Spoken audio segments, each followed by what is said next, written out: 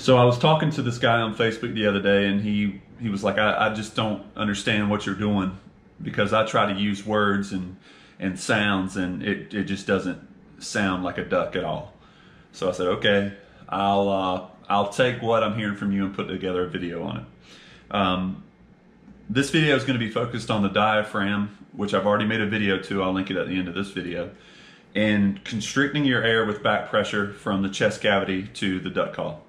So this will be about actual physical movements and what you need to do in order to get the back pressure that you need for a hail, a quack, whatever it may be. Now, before I get started, I'm trying to grow this community, and it's tailored towards fishing and hunting because that's what I love to do. And I'm actually going to be giving away a bunch of fishing baits at my 500 mark, and I'm only about 40 people shy. So if you guys would subscribe, it helps me grow. It helps me reach other users that are interested in the same thing. Us Southern boys got to stick together. So if I can help anybody grow, that's what I'm all about. All right, so let's get to the duck call.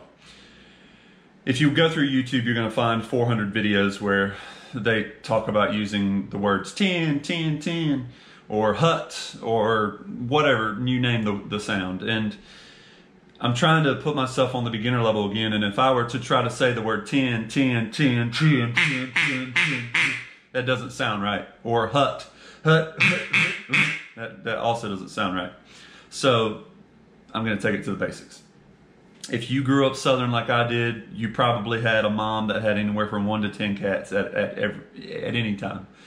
Well, those cats, I'm sure you've seen it if you have a dog, or the cats fight each other, but they do a hissing sound. And I want you to just think about the sound that they make and try to replicate what I'm about to do. So they do, okay, they get pissed off and they do, okay, at each other. Well, if you think about that, the movement of a hissing sound from a cat, you're putting back pressure in your chest cavity, which is exactly what you do with the duck call. So try that with me now. Okay, you're raising your cheeks up, and you're taking your tongue and constricting the air, and to cut off the, you're lifting your tongue up in your throat to choke the air off. All right, so now let's take it a step further. Okay, so you can do the, well, this time, instead of smiling through it like, I want you to rest the corners of your mouth and try to keep more of like the circular oval shape. So instead of, I'm constricting my mouth to tighten down. So not only am I using back pressure here, but I'm constricting the airflow in my mouth. So now I want you to bring the duck call into it.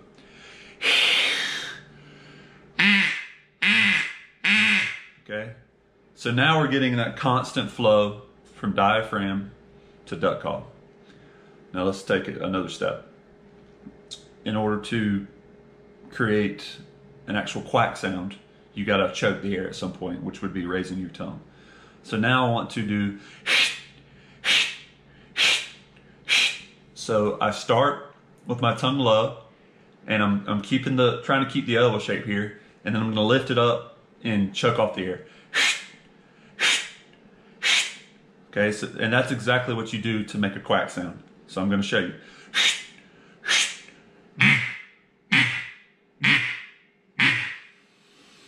You don't need a word. Just focus on constricting the air in your chest and try to incorporate the call. So if you're trying to do like a sequence, it's just going to be 1, 2, 3, 4, 5. 1, 2, 3, 4, 5. 1, 2, 3.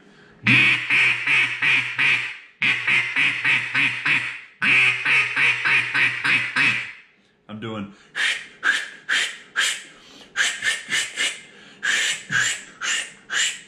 Kind of ran out of air there, but you get what I'm saying.